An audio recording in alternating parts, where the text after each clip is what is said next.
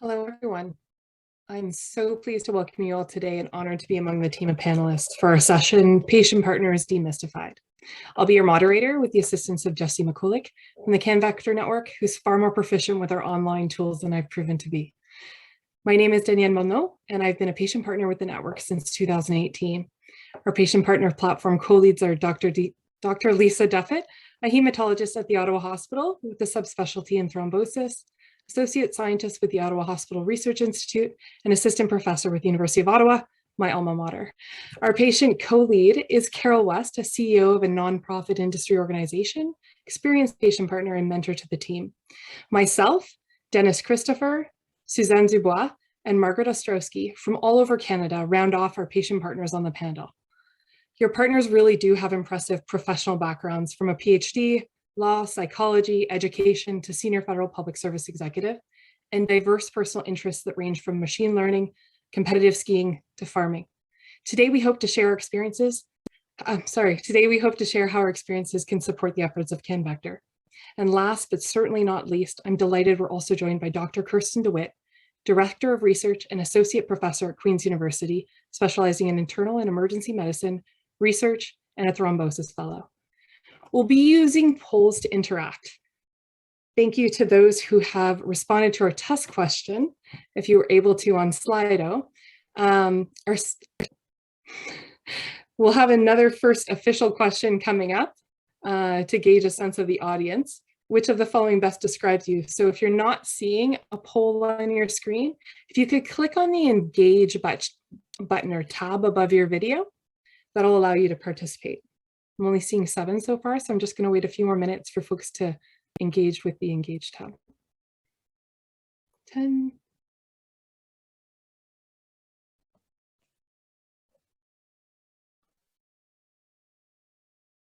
16. Just pop in the chat, make sure no one's having any issues there. Okay, perfect. So our first question up is which of the following best describes you? And I'm delighted to see the amount of participation that we have today. The question you've seen so far, the question you see so far is multiple choice, but you'll also have the opportunity to answer multiple selection, which are click all that apply, short or longer phrases. We intend to take away the short or longer answer to inform the direction of our work, and we'll have at the end an opportunity for open Q&A. So we're up to 27, 28.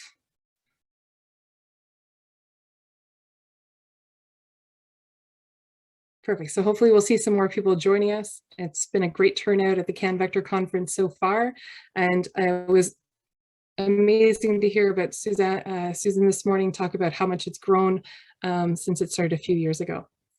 And our format today is set up to encourage a dialogue for us to gain insights on better ways to support you, the network, and research. So I'll turn over the next question to Lisa and Carol. How did you learn about the CanVECTOR Patient Partner Network?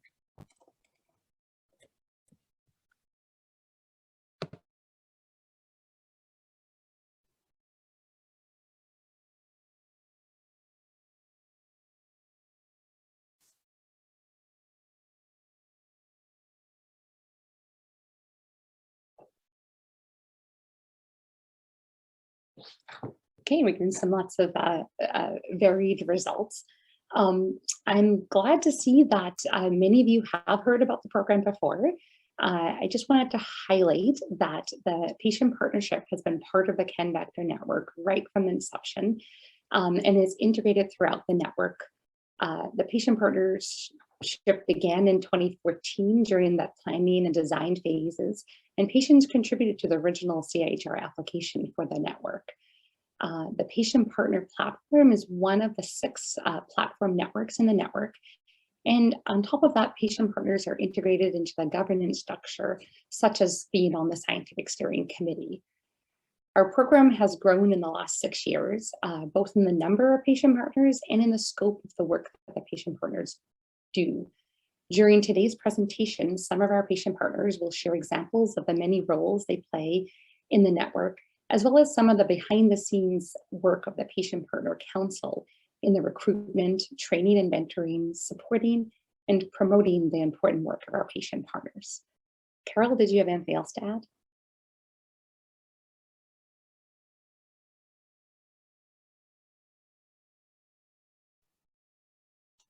Apologies, everyone. You'd think that I'd have this down to a science now, especially since I was reminded about it during our dry run. So here I am off mute.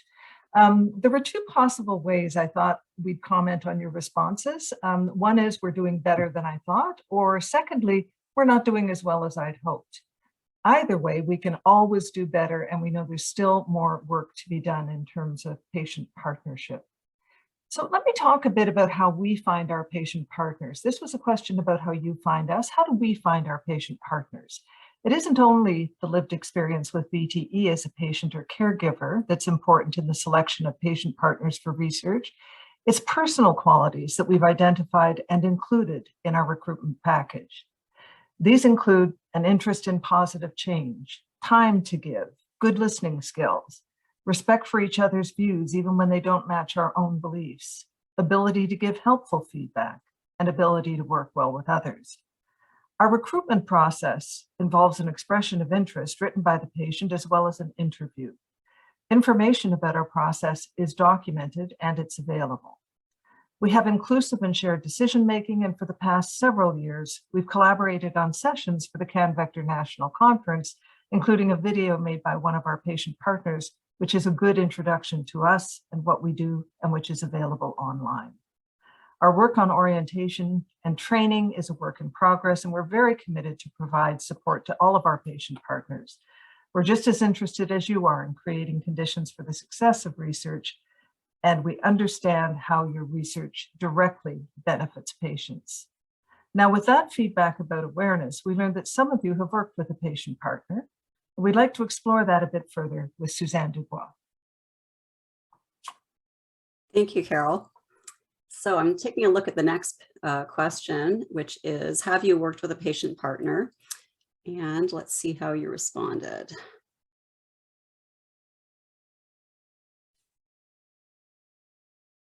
So it looks like about, oh, yes, okay. It looks like the majority of people have worked with a patient partner through CanVECTOR. Looks like it's shifting around a little bit, but that's really great. It's great to see that so many of you have worked with a CanVECTOR patient partner. So actually since 2016, over 30 CanVECTOR projects have included at least one patient partner in their research. We currently have 7 trained patient partners who are available to collaborate with VTE researchers. Last year, our patient partners reported over 150 hours contributed to CanVECTOR research and to network projects.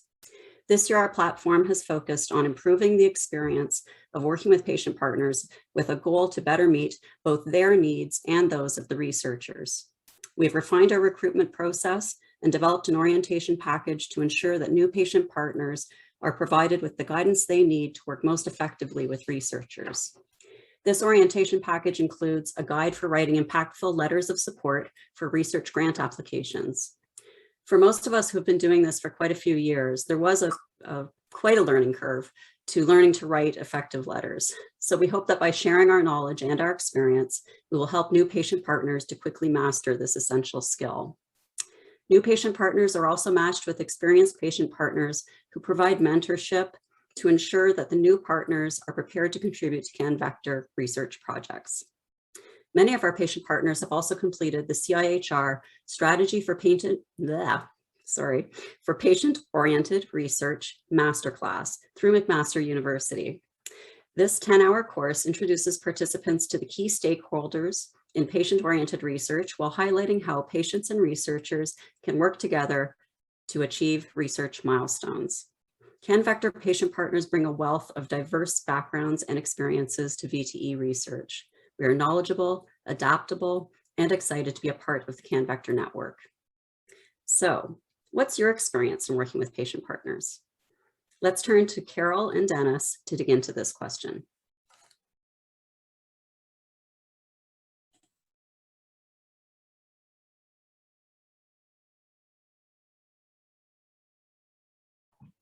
We thought of putting possible responses about your experience like great, excellent, fantastic. That's been my experience, but we do want some more specific feedback on how you engage patient partners. So let's take a look.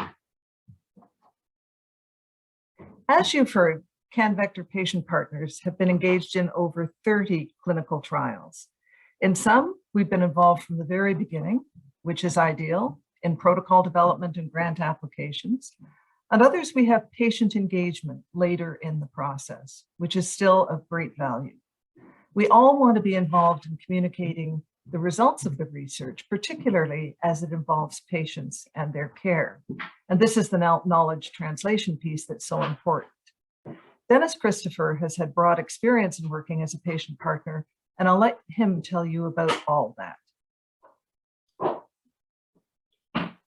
Thank you, Carol. I see we do have some responses here concerning our role in knowledge translation, which is interesting. Patient partners perform a couple of different roles that I'd like to highlight. We are recruited to help other teams evaluate research proposals submitted for grants. Another role is special purpose projects like last year's Clot Top 10 survey sponsored by the James Lind Alliance. In this survey, the public submitted questions in an online form. Some of the questions were, is high blood pressure related to clot recurrence? For unexplained clots, are there risk factors we are missing? Our team poured through the questions looking for common themes and preparing a list of the 10 most popular. These candidate questions give researchers focal points for future studies. We said there was another task, and that is our role in evaluating grant proposals. We examined the possible relevance of each proposal, asking if it would have a clear clinical follow-through. It's possible sometimes that it would not. Also important in the, in the proposals is the clarity. This ties in a bit with knowledge translation because we do look at lay summaries and ask that they be clearly written and concise, and especially that they avoid jargon. The overall aim is that the summary describing the proposal should be in a language that's understandable to a person with no medical background or experience. And that's a couple of things we've been up to. I'm going to hand it over now to the next question, which goes to Lisa. I see it's a multiple choice and asks what motivates you to include patient partners in your project.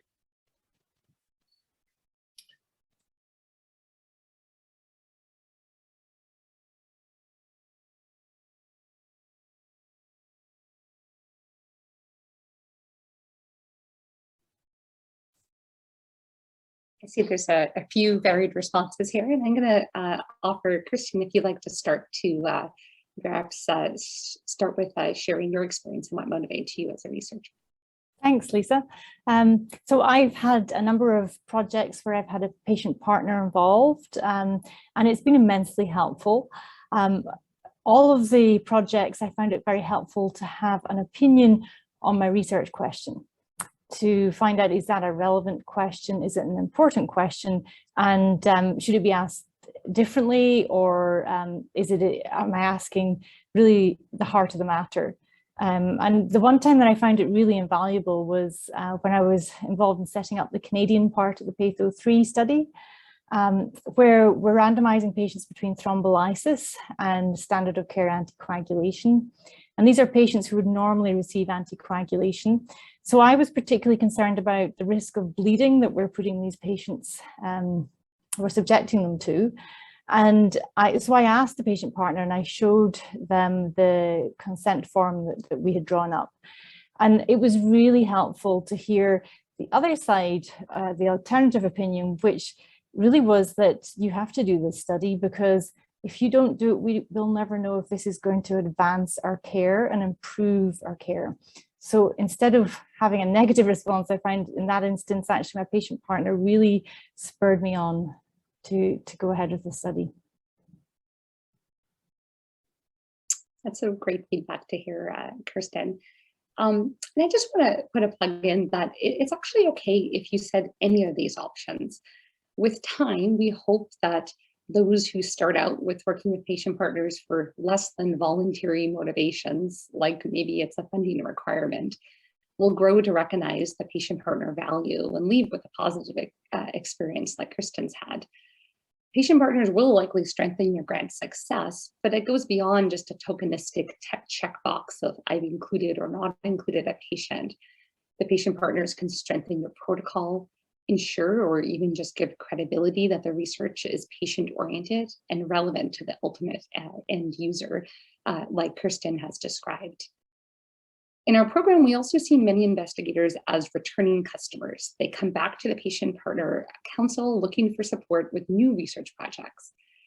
I think researchers are recognizing that value that the patient perspective is adding and the direct benefits of working with the patients. The patients are guiding them to ask the right questions that reflect the priorities of patients, ensure that the measured outcomes are meaningful to the patient population. They give insights to the trial design, how to reduce burden so more people will participate, and how to make the information that you're sharing with participants, like consent forms, easy to understand. And finally, patient partners do a lot of work to get the results of the trial to the patients who ultimately have to use those results and make their own decisions. What we see is that researchers are no longer doing it because they have to, but because they actually want to, which is great news. So for our next question, why do you think patient partners would want to be involved in VTE research? We know why researchers want patient partners, but what motivates the patient partners themselves? In this question, you can just enter your thoughts in word form and we'll put them together.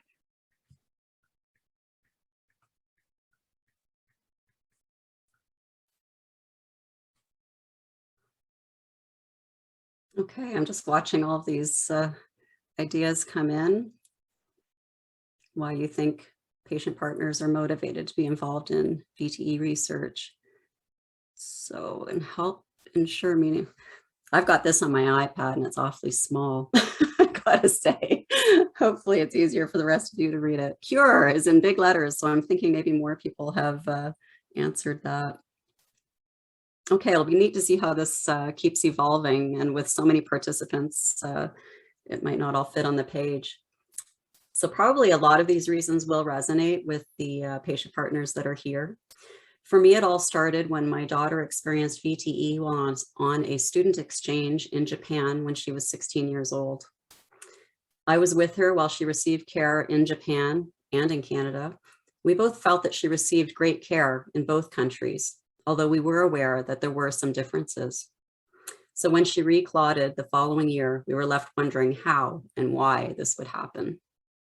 In searching for answers, I became involved in an online VTE support group where I became acquainted with VTE patients from across Canada and all over the world.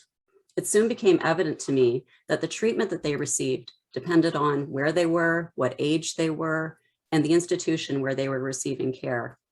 I became very interested in the development of standardized care, which could ensure the best care for all VTE patients. So when I met another CanVECTOR patient partner, I was excited to join the network and support VTE research. I appreciate being involved at the forefront of new research that could lead to major breakthroughs, particularly in the prevention of VTE recurrence and post-thrombotic syndrome. I'm currently involved with the VTE core outcome set. I'm excited to see how the results of this endeavor will strengthen research and eventually influence care standards throughout the world. How about you, Danielle? What motivated you to become a patient partner?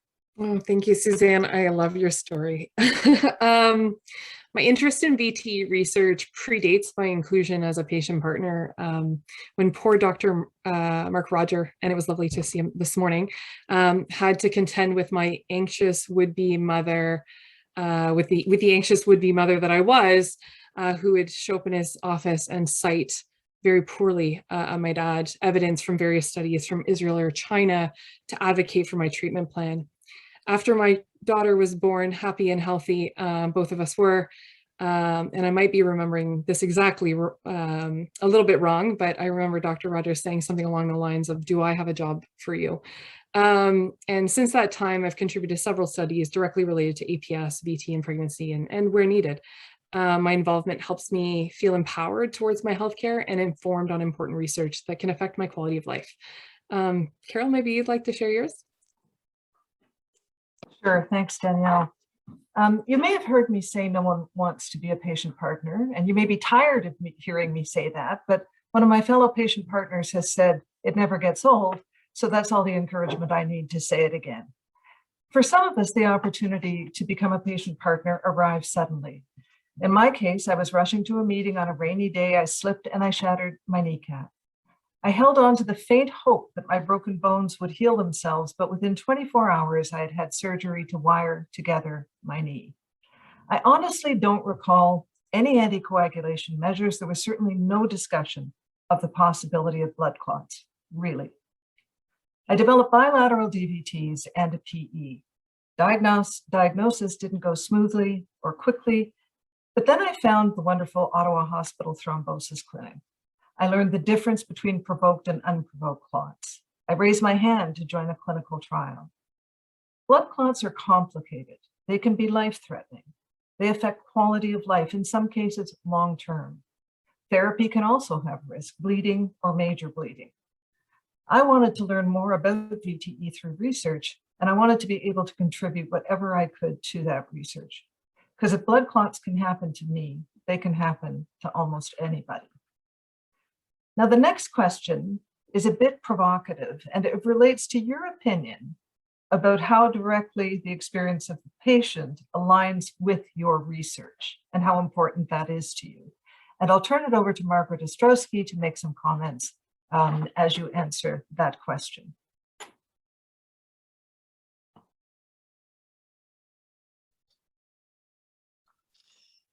And it's looking that somewhat important is pulling to the front. Okay, I've got it at 67% at this point in time. As you have just heard in our previous discussion, in regards to in the previous question, we patient partners all have different backgrounds for involvement in patient partner work. And we each have a unique thrombosis history, as you've heard, from blood clotting disorders to pregnancy, to an interesting idiopathic manifestation of a 10-inch clot in a leg and groin, and that's me. However, we have a lot of commonalities. We all experience the shocking news of having an abnormal blood clot. We all experience disturbing syndromes and symptoms, a journey to the hospital, medical evaluation, most of the time immediate treatment with the blood thinners, followed by a course of longer-term treatment and evaluation. We all learned about the various blood thinners and how they required us to modify our lifestyles. No more risky sports. Above all, don't bang your head. Some of us have learned all about compression stockings, the good and the bad, and I think I'm the leader on that one. I know a lot about compression stockings, and my leg does too. The point I would like to make is that we have a good range of thrombosis experience, generalized, and it's generalized knowledge too. And we are very eager that your research make our lives better, and that we know that whatever you find out, whatever it is, it's going to help us and help others that have yet to experience a clot. We can provide a larger context for your particular study. It is important to know that we, in fact, put our names forward for the research studies that appeal to us, even though they may not appear to directly study variables that caused our clots.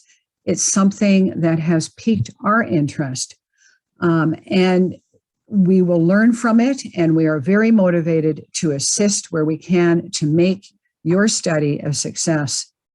In short, patient partners all share common thrombosis experience, and we don't want to repeat. And you study particulars of thrombosis to prevent a repeat. A perfect match. At this time, I would like to introduce you to the next question. as it is asking if it is okay to disagree with a patient partner's opinion. And next up is Danielle and Lisa. Thank you.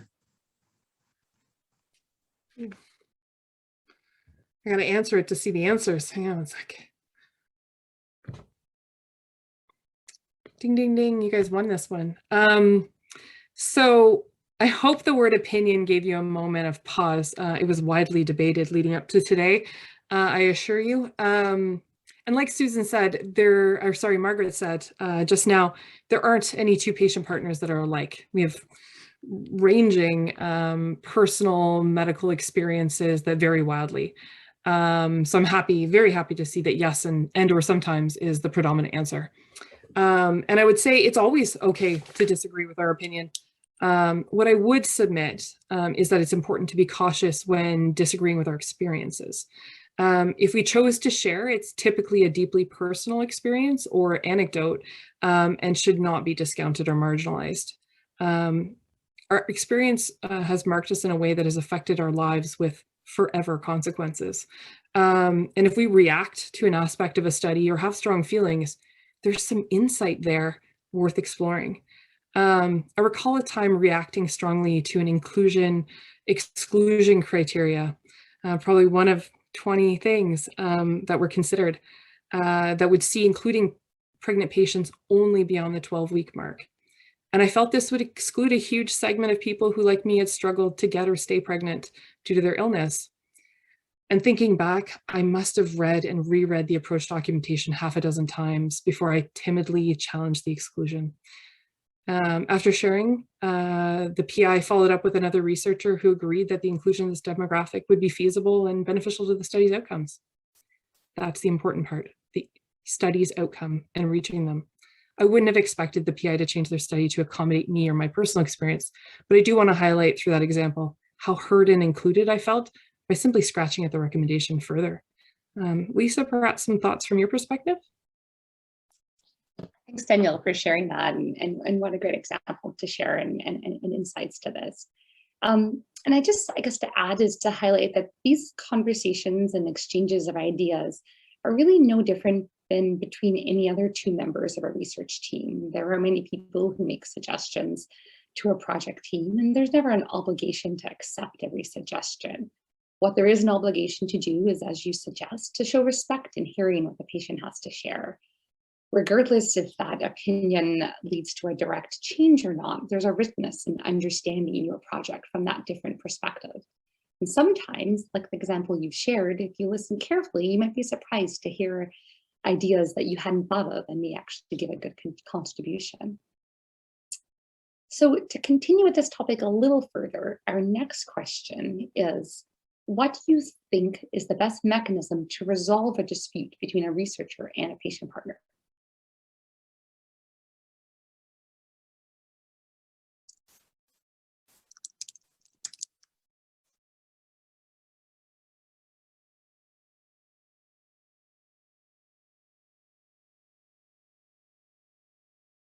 I think some of our responses from our test remained on the list. We had tested out the software earlier on. That's great. We got lots of responses then. Yeah. So yeah, there's lots of good suggestions here. I'm seeing, talking, discussions, find common ground, asking questions, respect, a third party, one-on-one discussions. So I have nothing else to add. And so I guess just to start with, I think reassurance that true disputes rarely occur. We've now 6 years into partnering with patients and largely successful. And but we did want to include this because it is a little bit of a sensitive topic and maybe something that people would like to have some insight into, especially before you partner with the patient partner for the first time.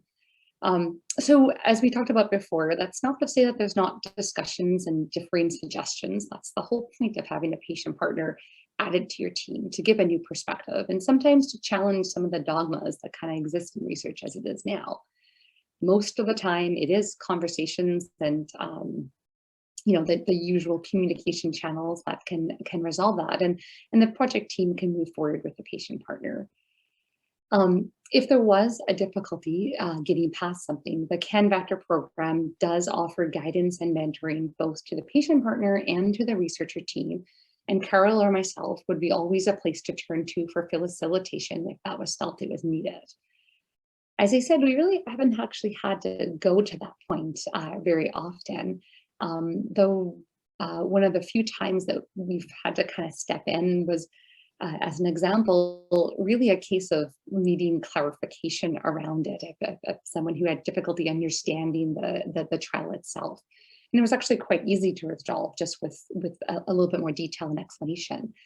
Although even that, the fact that a patient partner would have had difficulty understanding a lay summary and a description of the research. And this is someone who's a patient, but also has some experience reading research documents before. That's kind of eye-opening, and I think that is feedback to the project team that maybe that lay summary needs to be tweaked or revised so that it's a little clearer in describing the goals of the research. And finally, it's possible that you might get to a point where the fit is not right.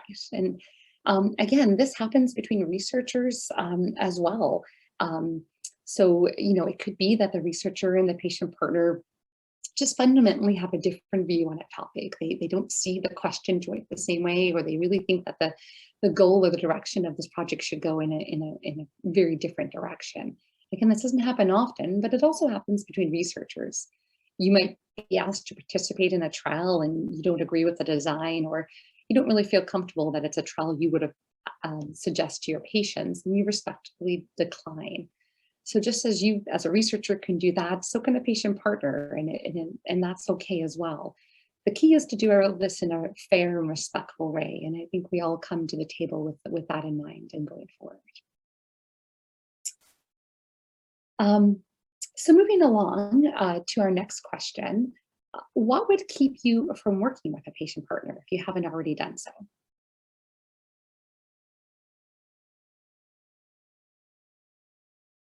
Okay, so I'm looking at the poll results here, going back and forth.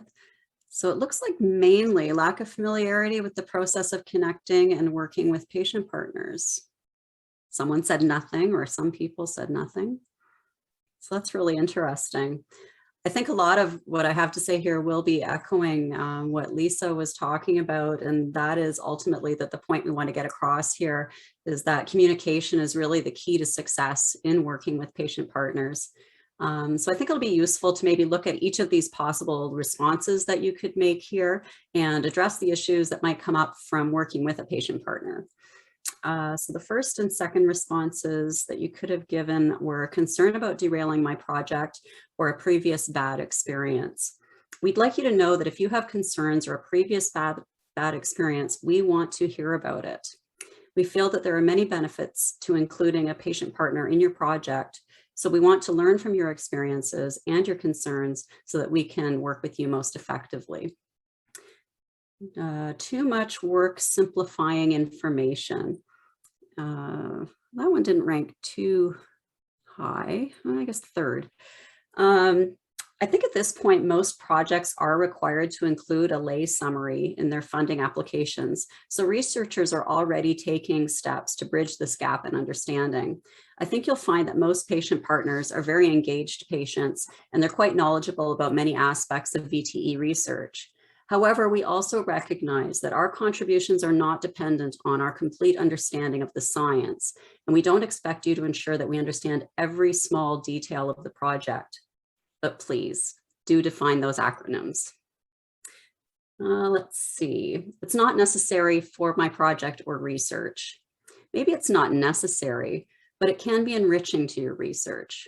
Patient partners provide a lay perspective that can strengthen study protocols and confirm best practices where research participants are involved. Feedback has told us on several occasions that contributions of patient partners have been considered a critical component for securing funding and for validating research protocols. A lack of familiarity with the process. Please just ask. We hope that after attending today's session, you'll feel comfortable in approaching our platform leads with any questions or concerns that you have, Our goal is to form successful partnerships that will enhance CanVECTOR projects. And the final response was, nothing would keep me from working with patient partners. Well, hopefully that's now how everybody would answer. I think this would be a great time to move on to our final question, where we have an opportunity to hear some success stories from those who have already worked with patient partners. So I'm going to turn it over to Dennis and Kirsten. Thank you. Maybe I could let Dennis start off with this one. Yes, just taking a look at our responses here. Any interesting variety of replies. In this space here, I wanted to talk a bit about my own involvement with the program and how it began for me. So just briefly, I am an experienced runner, and when I felt a knee pain back in 2011, I assumed that it had to do with the run that I had taken 2 days before. As it turned out, the knee pain went away within a few days, but it was replaced by symptoms of shortness of breath and a lot of difficulty in doing various things. My confirmation bias is that there's nothing ever seriously wrong with me. And so I thought perhaps I had a virus or something to that effect. But when it got to the point where I couldn't walk up a pair of stairs without serious effort and out of breath, I realized it was time to check into the emergency department. Going there in Burlington was an interesting experience. I was told as a first diagnosis that I had probably had a heart attack because my troponin levels were raised. And to me, this seemed strange because it didn't feel like a heart attack. This diagnosis held for 2 days while I was in hospital, and luckily for me, a heart specialist I had known before saw my name on a chart, looked at it and said, this patient should be examined for a pulmonary embolism. And so I was examined, and so it was. I was treated successfully and have gone on since then to return to running and other activities, for which I'm deeply grateful. However, the experience did leave me with a distinct impression that a pulmonary embolism diagnosis is not easily come by. It's a hard one. In the time since 2011 and now, I've collected anecdotally experiences of people coming down with pulmonary embolisms and a few cases where the diagnosis was difficult and took several tries, and some of these ended tragically. It occurred to me then, after a recent case that came across the newspapers, that perhaps this could be investigated in terms of looking for causes of pulmonary embolism that might be eventually accessible to the emergency department physicians. And being a programmer, I knew that machine learning was a popular technique being used now to explore data sources. Once again, fortunate that in my case, I knew through my running club, Dr. Kirsten DeWitt, who is both a hematologist specialist and an emergency doctor. And I proposed to her that we investigate this, looking for prior causes of pulmonary embolism. And I believe she will have something to say about that, so I'll hand it over to her. Thank you, Dennis. Yes, so, there were two major things that really struck me about my now research partnership with Dennis Christopher. So the first thing is that we've been running together in a running club for many years, and I had absolutely no idea that he'd been diagnosed with venous thromboembolism. And that really struck me as important because I think it's an example that maybe people don't feel comfortable or free to talk about the diagnosis. And it's a somewhat of a hidden condition in the population. And frequently, I think people feel that they're somewhat alone because they don't know of other people who've experienced it. And then the second thing, which is even more mind-blowing to me, is that the email he sent me probably 3 years ago now was absolutely, it hit the nail on the head. In one email, he managed to surmise probably the most important research question in emergency medicine as regards venous thromboembolism. And that is, how do we decide who needs to be tested for pulmonary embolism? So it's been a very unique partnership for me, very important. And I feel particularly lucky because Dennis actually has the analytical skills to do all the footwork. He's done an enormous amount of work on this. I've managed to help him access ICES data, and we're probably about halfway through the process in looking at our results. But you know, it's been a very enriching and very fruitful experience for me.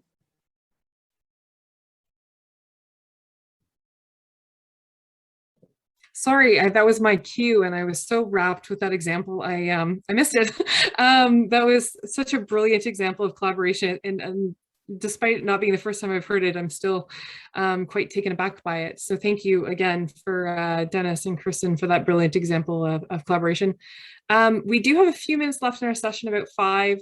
The floor is open for questions. I think we have one final one to put up. We'll take away any ones that we don't have a chance to respond to today.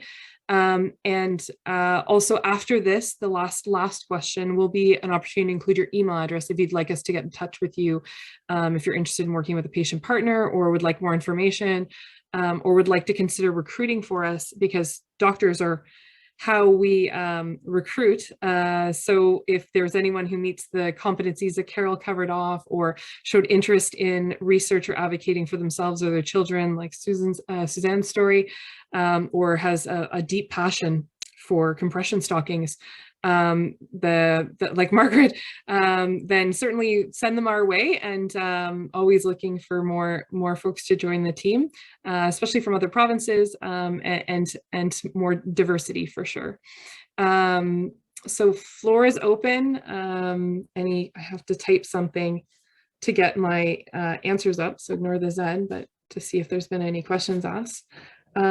So comments so far, but if there are any burning questions out there, I'll leave the floor open. And I'll take this few seconds to plug the next session while I wait for any questions to come up. The next presentation after us is the oral presentations from the top 3 rated abstracts from the CanVECTOR scientific abstract competition. So there were several that were submitted, so it'll be interesting to hear their oral presentations next. So no questions so far. Great turnout from the attendees I'm seeing. And any last remarks from anyone before we close things off? Perfect. Maybe Jesse, we put up the place to put in an email address and leave it open for a few minutes. Our email address is there as well if you want to jot it down and not give us yours anonymously. Of course, the emails. The emails won't show up. And finally, huge thank you. Lisa is on a co-lead for our network, so she has to put up with us, but a very huge welcome. Thank you to Kirsten for joining us today and sharing the incredible work that you're doing with the Dennis and for thrombosis research in general. So thank you very much for your participation in our panel today. And to my fellow CanVECTOR patient partners, and of course, Lisa, who leads the charge. Have a wonderful afternoon, everyone. Enjoy the next event.